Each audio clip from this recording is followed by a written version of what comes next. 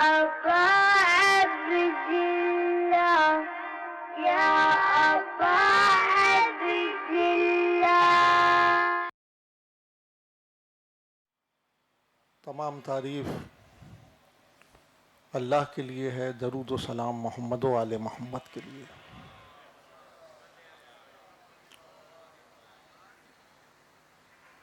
قطعاً یہ اہلیت نہیں مجھ میں کہ میں اس منصب کو ادا کر سکوں کہ جہاں مجھے لا کے کھڑا کیا،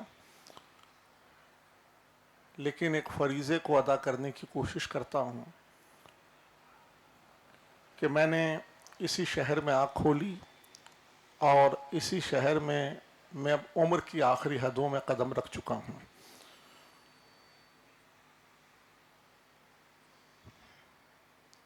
اسی شہر کے اندر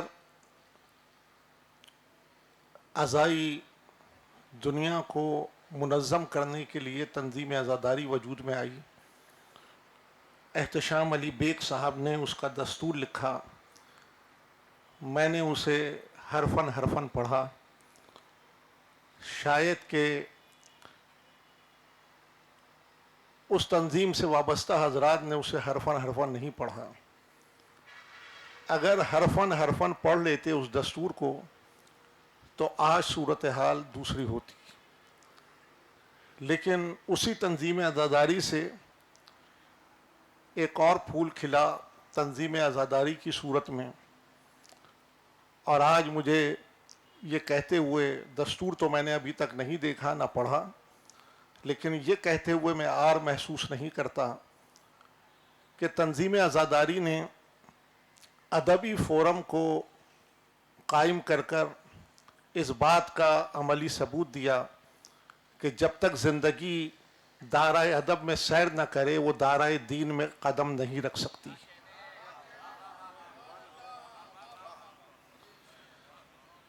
یہ عمل قابل ستائش ہے۔ جعفریہ الائنس پاکستان نے 2 تعزیتی ریفرنس کیے، سید وحید الحسن چچا وحید کے لیے، جنرل سیکریٹری تنظیم اعضاء اور جعفریہ الائنس سلمان مشتبہ کے لیے، جو یادگار تعزیتی ریفرنس تھے، لیکن یہ پہلا ادبی تعزیتی ریفرنس ہے جو آج یہاں اس مرکز کے اندر انعقاد پذیر کیا گیا۔ میں اس کے انعقاد پذیری کے اوپر تنظیم عزاداری کے اراکین کو مبارکباد پیش کرتا ہوں اور یہ امید بھی رکھتا ہوں کہ یہ تسلسل برقرار رہے گا۔ ساتھ ساتھ یہ بھی عرض کروں کہ عزاداری میں 2 بنیادی چیزیں ہیں، سوزخانی اور نوحہ خوانی۔ اس شہر میں کچھ بزرگان سامنے ہیں، دوران جلوس ایک برٹش انگریز سیاہ پرچم لے کر، ننگے پیر، سیاہ کرتا، سفید شلوار پہن کر جلوس کے اندر چلتا تھا، اور ہر 2-3 قدم کے بعد وہ ہاتھ اٹھا کے سینے پہ گراتا اور کہتا تھا حسین۔ وہ ایک ریسرچ کے اوپر تھا، جامع امامیہ کی پشت کے اوپر وہ رہائش پذیر تھا، اور اس نے عزاداری کے اوپر بہت تحقیق کی۔ ایسا مرحلہ بھی آیا کہ لوگ اس کے گرد جمع ہوتے گئے، اور اس نے کہا کہ مجھے مجلس میں جانا ہے، تو رضویہ سوسائٹی میں عشرہ ثانی ہوتا تھا، اور خطیب عالم اسلام علامہ رشید ترابی علی اللہ مقامہ مجلس سے خطاب فرمایا کرتے تھے۔ نام لینے سے گریز کرتا ہوں۔ 2 حضرات اس کو مجلس میں لے کر آئے، اس نے مجلس کو سنا۔ جب واپس اپنے گھر لوٹا اور انہوں نے کہا کہ مجلس کیسی تھی، تو اس کا جملہ سنیے۔ اس نے کہا یہ مجلس نہیں، یہ لیکچر تھا۔ کہا کہ یہ اپنے وقت کا سب سے بڑا خطیب مجلس سے خطاب کر رہا تھا، تو اس نے کہا نہیں یہ مجلس نہیں یہ لیکچر تھا، مجلس وہ ہے جس میں حسین حسین ہو.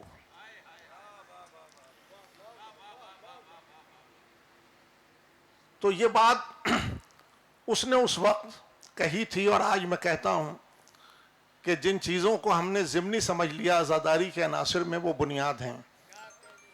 سوزخانی بنیاد عزاداری ہے، نوحہ خوانی بنیاد عزاداری ہے. ہمیں اس کی طرف متوجہ ہونے کی ضرورت ہے. ایک عمران عباس نہیں، کتنے نوحہ خوان دنیا سے گزر گئے. ایک رضوان عباس نہیں، کتنے سوزخان دنیا سے گزر گئے. لیکن یہ پہلا تعزیتی ریفرنس ہے. لیکن اس مکالمے کے ساتھ اس گفتگو کو تتممے کی منزل پہ لے جاؤں گا کہ ایک عابد حسین حاطف الوری نہیں، نہ جانے کتنے عابد حسین حاطف الوری دنیا سے گزرے. ایک محشر لکھنوی نہیں، نہ جانے کتنے محشر لکھنوی دنیا سے گزر گئے. ایک مقصود عالم ہمایوں نہیں، نہ جانے کتنے مقصود عالم ہمایوں دنیا سے گزر گئے. لیکن میں کہتا ہوں کہ کون کہتا ہے کہ یہ مر گئے؟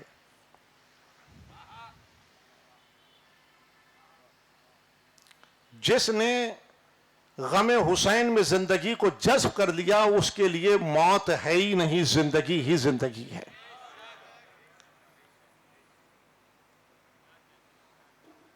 برائی نہیں ہے، غربت برائی نہیں ہے. غریبوں کے یہاں ہی جواہر پیدا ہوتے ہیں، گلڑیوں میں لال پیدا ہوتے ہیں.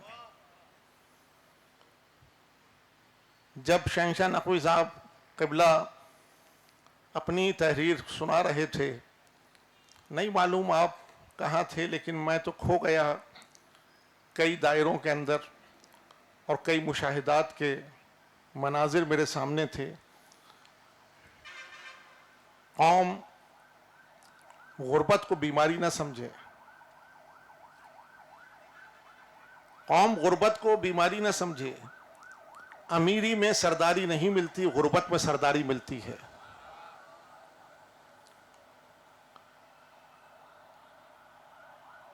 وقت نہیں، ورنہ بہت ساری باتیں تھیں جو اس مکالمے کے ذیل میں آپ سے کر سکتا ہوں.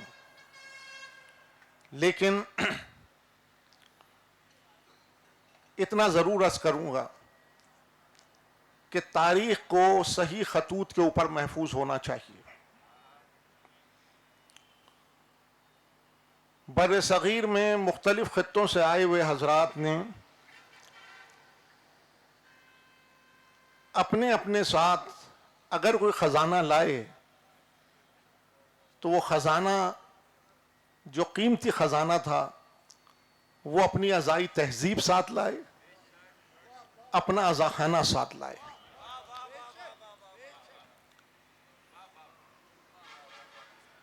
راجستانی تہذیب کا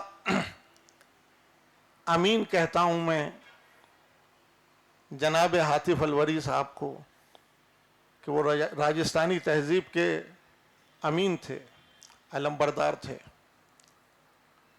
جب مختلف زحمتوں کو طے کرتے ہوئے آئے، رام سامی میں قیام ہوا، اور جب پہلا محرم آیا تو سادات الور نے پہلا محرم جو ہے وہ 12 امام کے اندر کیا. اور 12 امام میں جو 9 محرم کا جلوس برآمد ہوتا ہے وہ سادات امروہہ کی میراث ہے، وہ سادات امروہہ کی میراث ہے. 1 برس کے بعد خیرپور کو بسایا، اور خیرپور کو ایسا بسایا کہ اس کی خوشبو آج پاکستان کے اندر مہک رہی ہے. ہر اعتبار سے ازائی ہر عنصر جو ہے وہاں سے نکلا اور اس نے اپنی خوشبو کو پھیلا دیا. مختلف بستے جو آئے تھے ان کو یکجا کرتے ہوئے 50 کی دہائی کے اوائل کے اندر علامہ رشید ترابی علیہ اللہ مقامہ نے انجمن سوزخانہ نے پاکستان کی بنیاد رکھی.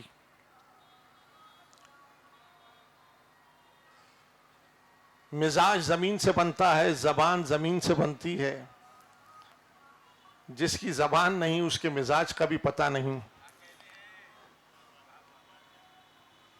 جس کی زمین نہیں اس کی زبان کا بھی پتہ نہیں.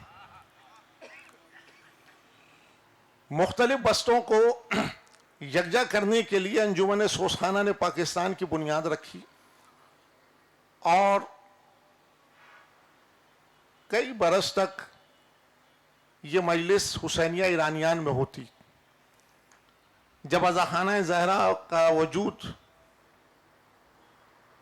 ہوا تو یہ مجلس وہاں سے منتقل ہو کر رضاخانہ زہرا میں آئی. مجھے یاد ہے کہ تخت سوزخانی کے بالکل ساتھ بیٹھتے تھے اور آغاز مجلس سے اختتام مجلس تک سوزخانی سنتے تھے.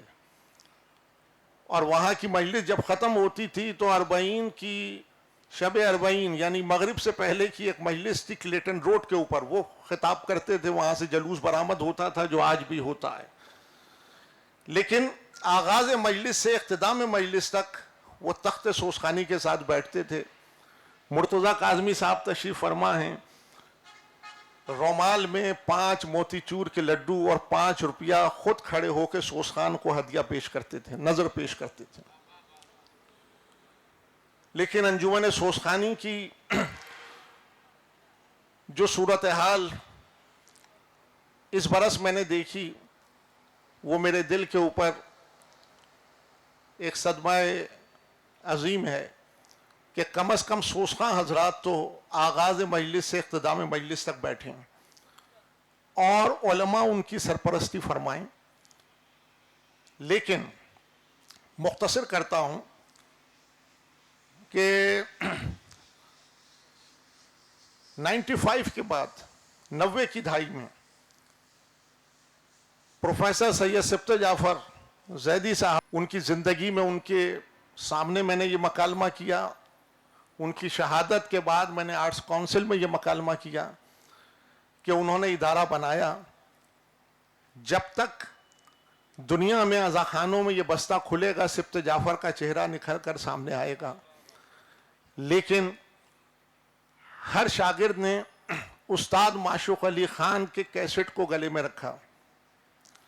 2 سوز 4 سلام 6 مرثیوں سے آگے نہیں بڑھے.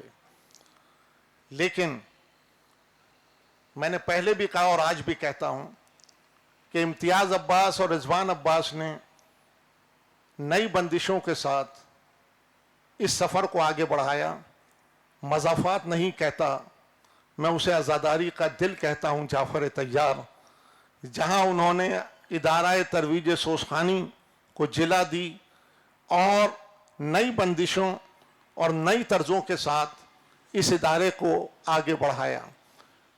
میں قوی امید رکھتا ہوں کہ وہ بستے جو ہندوستان سے یہاں انتقال پذیر ہوئے تھے ان کا رنگ، ان کے آہنگ، ان کی طرزیں، ان کا کلام جلد سماعتوں سے ٹکرائے گا. تو یہ جو شکوہ ہے کہ سوزخانی میں فقط مائک لگانے والا، لائٹ لگانے والا ہوتا ہے، منتظم بھی نہیں ہوتا، یہ ختم ہو جائے گا.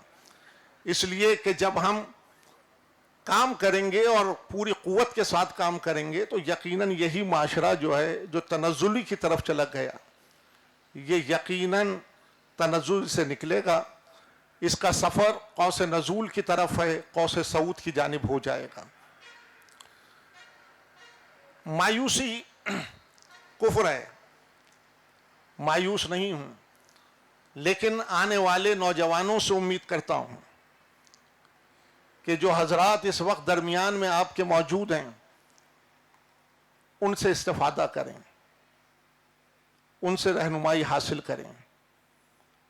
اگر ہم نے انہیں پس پش ڈال دیا تو ہمارا مستقبل روشن نہیں ہوگا، تاریک ہوتا چلا جائے گا. دعا کرتا ہوں پروردگار ازائی دنیا کے اندر جو تنزل ہے یہ تنزل سے ہم نکلیں اور ہم اپنے سفر کو اسی معراج اور اس بلندی کے اوپر لے جائیں کہ جہاں غیر آپ کا مجلس میں آئے اور یہ کہتا ہوا نکلے کہ میں نے سوسخانی سے یہ سیکھا، میں نے مجلس میں تقریر سے یہ سیکھا اور نوحے سے یہ سیکھا۔ سوسخانی بھی پیغام ہے، تقریر بھی پیغام ہے، نوحہ بھی پیغام ہے۔ تو ایسا مرحلہ آنا چاہیے کہ جہاں مجلس کو ہم اس مخصوص دائرے میں محدود نہ کریں۔ مجلس کسی مخصوص طبقے کے لیے نہیں ہے، مجلس تمام طبقات انسان کے لیے ہے۔ مجلس کو تمام طبقات انسان کے لیے مختص کیا گیا ہے۔ حسین ابن علی نے یہ قربانی دے کر تمام انسانیت کو قیامت تک کے لیے جلا دی، اور یہی سبب ہے کہ ان مجالس کو اس رنگ کے اوپر لے کر آئیں کہ جہاں آپ بین الفرقہائے اسلام نہیں بلکہ مذاہبہائے عالم کو دعوت دیں کہ وہ حسینیت کے راستے کے اندر آئیں۔ یہ حسینیت کا راستہ ہی ادبی جہان ہے۔ جو اس ادبی جہان میں آ گیا وہ دائرہ دین میں خود قدم رکھے گا۔ لہٰذا یہ راستہ جبر کے ساتھ نہیں لاتا، یہ راستہ اختیار کے ساتھ لاتا ہے۔ آخری 2 مصرے پڑھتا ہوں اور اجازت چاہتا ہوں، وقت بہت ہو گیا۔ کہ وہ جن کو خزاں میں صبر و سکون سے ملا قرار، وہ جن کو خزاں میں صبر و سکون سے ملا قرار، آئی بہار ان کا پتہ پوچھتی ہوئی۔